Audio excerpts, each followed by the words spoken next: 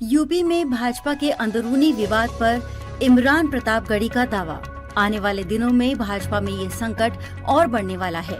UP में लोकसभा चुनावों में मिली बुरी हार के बाद ये होना ही था। राज्यसभा सांसद और कांग्रेस अल्पसंख्यक विभाग के राष्ट्रीय अध्यक्ष हैं प्रतापगढ़ी। केंद्रीय बजट पर बोले इमरान प्रतापगढ़ी, ये सिर्फ कॉपी पेस्ट और पूरे देश के साथ धोखा है।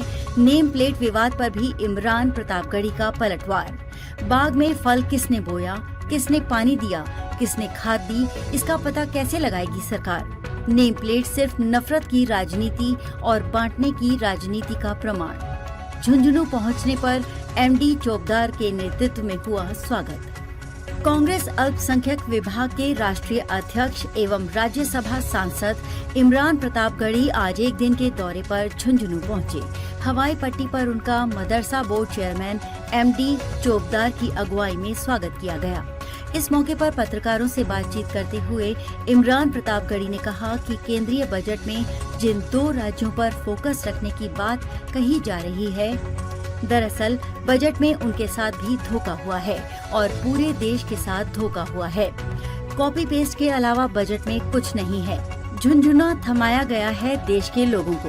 उन्होंने यूपी में भाजपा के अंदरूनी विवाद को लेकर कहा कि लोकसभा चुनाव में बुरी तरह हारने के बाद भी ये तय था कि विवाद होगा। तभी तो आने वाले दिनों में यूपी में भाजपा के अंदर संकट और बढ़ने वाला है।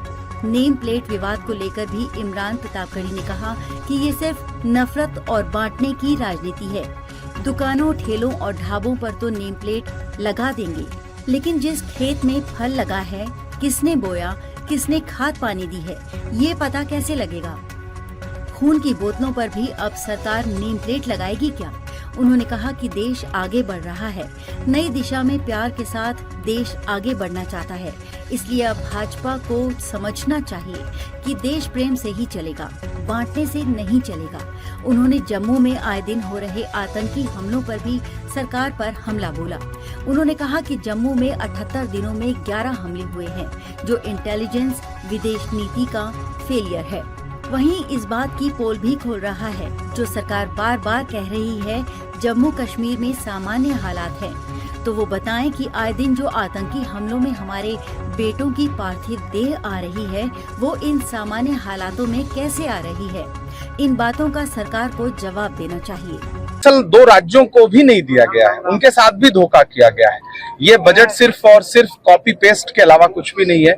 ये बजट पूरे देश के साथ धोखा है, झुंझुना थमाया गया है। मुझे मंडे को बजट पे बोलना है और मैं पार्लियामेंट में अपनी बात रखूंगा, तो आप देखेंगे कि मैंने उन तथ्यों को किस तरह से देश के सामने रखा है। मुझे लगता है उस पर आपको भारतीय जनता पार्टी के नेताओं से प्रतिक्रिया लेनी चाहिए। पूरा प्रदेश, चूंकि उन्हें पता है वो हारने के बाद, उत्तर प्रदेश में बुरी तरह से हारने के बाद ये प्रत्याशित था और ये होना ही था, और अभी ये संकट और बढ़ेगा भारतीय जनता पार्टी के अंदर। ये नफरत की राजनीति है, बांटने की राजनीति है। आप कहां आप दुकानों पर, फल के ठेलों पर आप नेम प्लेट लगवा दोगे। ये कैसे पता करोगे कि किसकी बाग से खरीद करके वो फल आए हैं, वो आम कहां से आया है, उसका पौधा किसने रोपा था, उसको खाद पानी किसने दिया था। अच्छा, आप फलों पर और दुकानों पर, ढाबों पर नेम प्लेट लगवा दोगे। क्या खून की बोतलों पर भी नेम प्लेट लगवाओगे जो मरीजों को चढ़वाया जाएगा? क्या आपने ऑक्सीजन का सिलेंडर लेते समय, कोरोना के समय, ये देखा था कि ये सिलेंडर लाने वाला ड्राइवर और इसको ढो के लाने वाला इंसान कौन था? ये बांटने की राजनीति बंद करिए। देश आगे बढ़ रहा है, एक नई दिशा में बढ़ना चाहता है, प्यार के साथ आगे बढ़ना चाहता है। राहुल जी की जो भारत जोड़ो यात्रा थी, उसने जो प्रेम का संदेश दिया है, देश प्रेम से चलेगा, बांटने से नहीं चलेगा। 78 दिन में 11 घटनाएं हुई थी। ये इंटेलिजेंस का बहुत बड़ा फेल्योर है।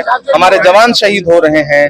हमारी सरकार को जवाबदेही तय करनी पड़ेगी, जवाब देना पड़ेगा। ऐसा क्यों हो रहा है? सरकार जिस सामान्य नॉर्मलसी की बात करती थी वो कहाँ है? सरकार को जवाब देना चाहिए। ये विदेश नीति की विफलता है, ये सरहदों की सुरक्षा की विफलता है, और इसकी हमारे जवान, हमारे बेटों के शव आ रहे हैं, हम पीड़ा में हैं, हमें दुख है। सरकार को जवाब देना चाहिए।